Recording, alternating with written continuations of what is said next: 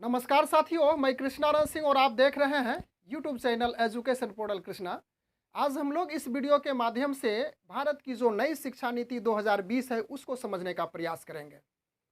National education policy 2020 यानी कि NEP 2020 का मुख्य उद्देश्य भारत में अभी तक जो शिक्षा प्रदान की जा रही है उस शिक्षा में क्रांतिकारी परिवर्तन लाना, उस शिक्षा में क्रांतिकारी बदलाव लाना ही एनईपी 2020 का मुख्य उद्देश्य है, मुख्य लक्ष्य है। इसके साथ साथ भारत के शिक्षा को वैश्विक स्तर पर खड़ा करना भी मुख्य उद्देश्य इसका है। केंद्र सरकार ने एनईपी 2020 यानी केंद्र सरकार के द्वारा नेशनल एजुकेशन पॉलिसी 2020 को मंजूरी भी दे दी गई है। अब हम लोग यहाँ पे इस बात को समझ लेते हैं, उसके बाद पैटर्न को हम लोग समझेंगे कि सबसे पहले स्वतंत्र भारत की जो राष्ट्रीय शिक्षा नीति थी 1968 ईस्वी में लागू हुई और उस समय इंदिरा गांधी की सरकार थी। इसके बाद दूसरी राष्ट्रीय शिक्षा नीति 1986 ईस्वी में लागू हुई और उस समय राजीव गांधी की सरकार थी। और 1986 ईस्वी में जो राष्ट्रीय शिक्षा नीति लागू की गई थी पीवी नरसिम्हा राव के समय में 1992 ईस्वी में उसमें संशोधन भी किया गया था। अब कहीं जाकर के 2020 ईस्वी में यह शिक्षा नीति यानी कि जो राष्ट्रीय शिक्षा नीति थी उसमें परिवर्तन किया गया है और वह परिवर्तन किस प्रकार से है हम लोग बोर्ड पर आकर समझने का प्रयास करेंगे। आप यहाँ पे बोर्ड पे देख सकते हैं कि एनईपी 2020 का पैटर्न यह लिखा हुआ है 5+3+3+4 यानी कि 5 जोड़ 3 जोड़ 3 जोड़ 4। तो सबसे पहले हम लोग थोड़ा सा पीछे बैक होते हैं, उसके बाद इसको समझेंगे। जो राष्ट्रीय शिक्षा नीति, पहली राष्ट्रीय शिक्षा नीति थी 1968 ईस्वी, उसके बाद दूसरी थी 1986 ईस्वी और यहाँ से जो पढ़ाई का पैटर्न था वह 10+2 स्तर से था। तो इसमें था कि 10 में यानी कि 10 साल में बच्चे 10वीं को पास कर जाता था और यह +2 यानी कि दूसरे साल तक वह इंटरमीडिएट की पढ़ाई करता था। फर्स्ट ईयर यानी 11वीं में वह फर्स्ट ईयर, उसके बाद 12वीं में सेकेंड ईयर, यानी कि 2 साल के लिए उसे इंटरमीडिएट करने में समय लगता था। और इंटरमीडिएट में ही उसे विषय चुनने की स्वतंत्रता होती थी। वह साइंस भी रख सकता है या तो फिर आर्ट्स रख सकता था या तो फिर कॉमर्स। यहाँ से उनकी स्वतंत्रता 10+2 यानी कि 12वीं से स्टार्ट हो जाता था। लेकिन अब जो एनईपी 2020 का पैटर्न है 5+3+3+4, इसमें यह स्वतंत्रता यानी कि पहले का जो पैटर्न है उसमें काफ़ी परिवर्तन किया गया है। अब हम लोग यहाँ पे समझ लेते हैं कि 5 क्या है। तो जिस प्रकार से 10 था 10वीं के लिए, 2 था 2 यानी कि दूसरी साल इंटरमीडिएट करता था, तो उसी प्रकार से यह भी पैटर्न बनाया गया है 5 वर्ष यानी कि पहले 5 साल में। तो इसको इस प्रकार से समझिए 1 2 यानी इसको इस तरह से करते हैं 1 2 3 4 5, यह 5 साल के लिए चल रहे हैं। उसके बाद 3 के लिए चलेंगे, फिर 3 के लिए, फिर 4 के लिए। तो यह जो 5 साल हुआ इसमें से यहाँ पर 3 साल लेते हैं तो यह प्री प्राइमरी हो जाएगा और प्री प्राइमरी के बाद यह 2 साल जो आपका बचता है यह साल पहली कक्षा के लिए यानी कि फर्स्ट क्लास के लिए होगा, पहली कक्षा के लिए। और यह जो फिर 5वां साल जाएगा यानी कि 1 2 3 यह प्री प्राइमरी, जिसे आप आंगनवाड़ी में जिस प्रकार से बच्चे पढ़ते थे खेल खेल में, या तो फिर बाल बाटिका में जिस प्रकार से बच्चे खेल खेल में पढ़ते थे, सेम उसी प्रकार से समझ सकते हैं कि 1 2 3 साल में वह बच्चे पढ़ेंगे खेल कूद में। उसके बाद जो ही चौथा साल जाएगा तो यह पहली क्लास में प्रवेश करेगा और फिर 5वें साल में वह बच्चा दूसरे क्लास में प्रवेश करेगा। तो स्पष्ट हो चुका है 5 का अर्थ।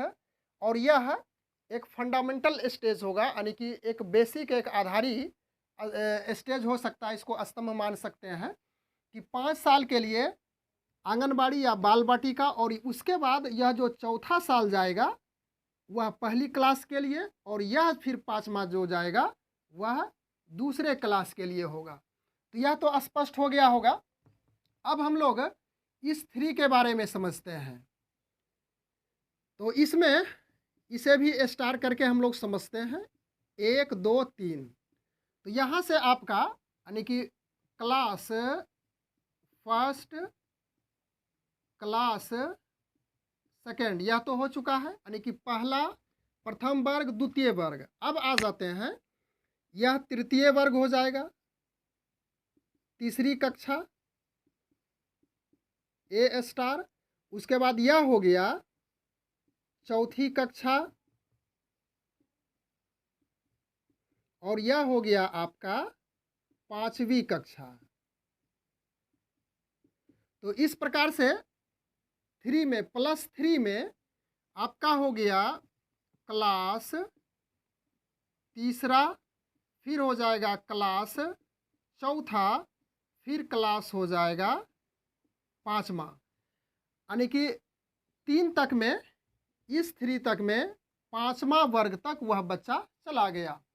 उसके बाद इस 3 की बात करते हैं, इसको देख सकते हैं आप। इसमें भी इसी प्रकार से 3 स्टार लगाते हैं, 3 साल। तो यह जो अब आ चुका है आपका यहाँ पे, तो 5वां के बाद यह चला जाएगा 6ठी कक्षा में, 6ठी क्लास, फिर यह हो जाएगा 7वीं क्लास, और यह हो जाएगा फिर 8वीं क्लास।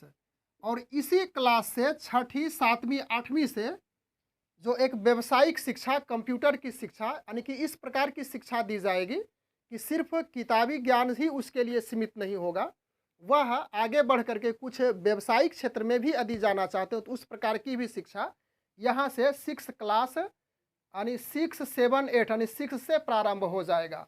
और थोड़ा सा बात कर लेते हैं कि यह जो 3, 4, 5 है, इसकी जो शिक्षा होगी, इसमें वह बच्चे अपनी मातृभाषा में, उसके लिए कोई ऐसा बॉन्ड नहीं रहेगा, प्रतिबंध नहीं रहेगा कि उसे इंग्लिश भाषा में ही, यानी कि अंग्रेजी भाषा में ही उसको शिक्षा प्रदान किया जाए। तो उसकी जो क्षेत्रीय भाषा होगी, चाहे वह भोजपुरी हो, चाहे वह बंगला हो, चाहे कोई भी भाषा हो, तो उसी क्षेत्रीय भाषा में उसे शिक्षा प्राप्त करने की वहाँ पे आज़ादी रहेगी। तो हम लोग 3 तक पहुँच गए हैं, यहाँ तक क्लियर हो चुका है। 5 + 3 + 3। उसके बाद 4 की बात कर लेते हैं। चलिए, यह हो गया, फिर 4 साल बचता है, 1 2 3 4। तो बच्चे क्लास 8 तक पहुंच चुके हैं। चलिए इसको यहाँ लिखते हैं, क्लास 6, उसके बाद क्लास 7, फिर क्लास हो गया 8 तक पहुंच चुका है। अब यहाँ से 9, 10, 11 और 12, यानी कि 12वीं यहाँ पे आपका कंप्लीट हो जाता है। तो 9th, 10th, 11th और 12, जो कि पहले चलता था कि 10वीं तक मैट्रिक की परीक्षा होती थी। मैट्रिक की परीक्षा होने के बाद 2 साल यह जो +2 था, इसमें इंटरमीडिएट चलता था। लेकिन 9, 10, 11, 12, तो इसका अर्थ है कि वह बच्चे अंततः 12वीं में जब प्रवेश करेगा यहाँ तक, तो वह इंटरमीडिएट की परीक्षा देगा। तो इसका अर्थ है कि बीच में 9, 10, 11, अब यहाँ से देखिए 1, 2, 3, 4, 5।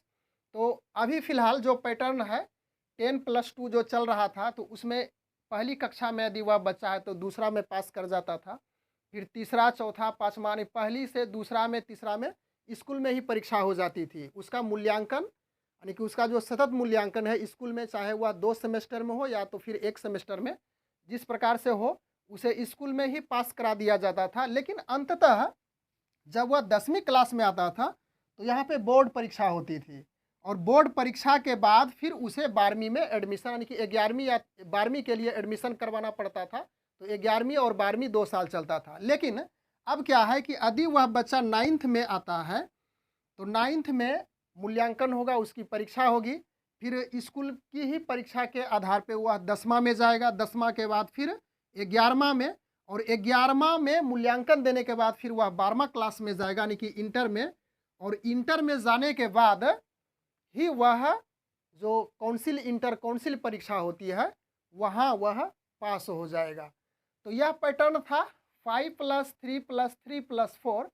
अब इसके बाद ग्रेजुएशन की बात कर लेते हैं।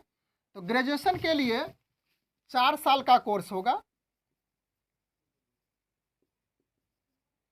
इसके लिए 4 साल समय लगेगा।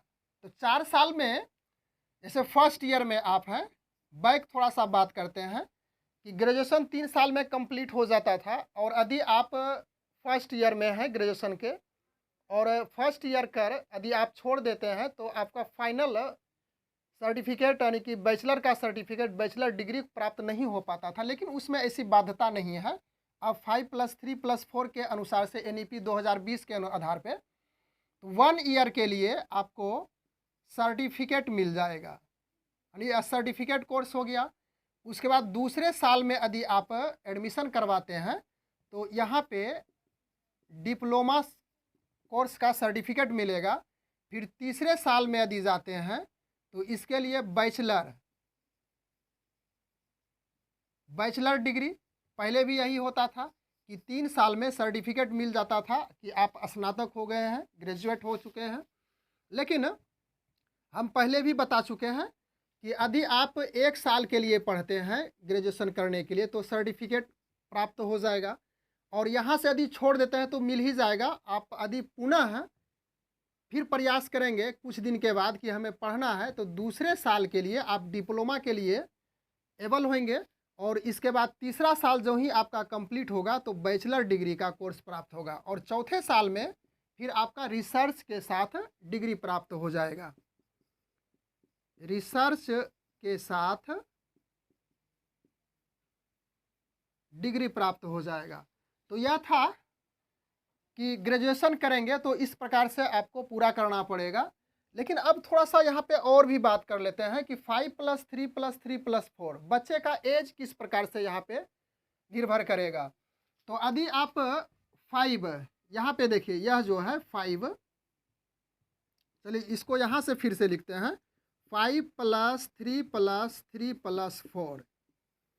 तो यह स्टेज यानी कि 5, इसके लिए 3 से 8 वर्ष के बच्चे का ज़रूरत होगा, यानी कि उस समय उस बच्चे का उम्र 3 से 8 साल होगा। तो ऐसे भी ऑटोमेटिक पहले भी ऐसा ही चलता था कि यदि बच्चा आंगनबाड़ी जाता है तो उसकी उम्र 3 साल है और 6 साल तक वह वहाँ रहता था पहली क्लास के लिए, फिर प्राथमिक विद्यालय में एडमिशन लेता था।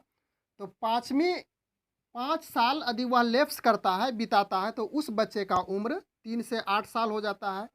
फिर इस +3 में आता है तो इसके लिए वह 8 से 11 वर्ष यहाँ पे व्यतीत करेगा, यानी कि 9, 10, 11 3 साल के लिए फिर यहाँ पे पहुँचेगा ये +3 में। तो 11 से 14 यानी कि 11, 12, 13, 14 3 साल यहाँ पे हो गया। फिर यहाँ पे यदि चलता है +4 में तो 14 से 18 वर्ष उस बच्चे का उम्र हो जाता है, यानी कि 5, 6, 7 यानी कि 14 है।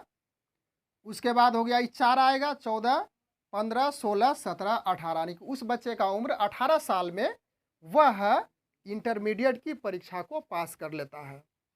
तो मुख्य रूप से यह एक संक्षेप में बताई हुई है, यानी कि यहाँ पे हम लोग चर्चा किए इस NEP 2020 के बारे में, और उम्मीद है कि काफ़ी सरल ढंग से मैं समझाने का प्रयास किया, और इससे संबंधित और जो महत्वपूर्ण बातें हैं उसको हम लोग दूसरे वीडियो के माध्यम से जानने का प्रयास करेंगे। तो आज के वीडियो में बस इतना ही। Thanks for watching. Good bye.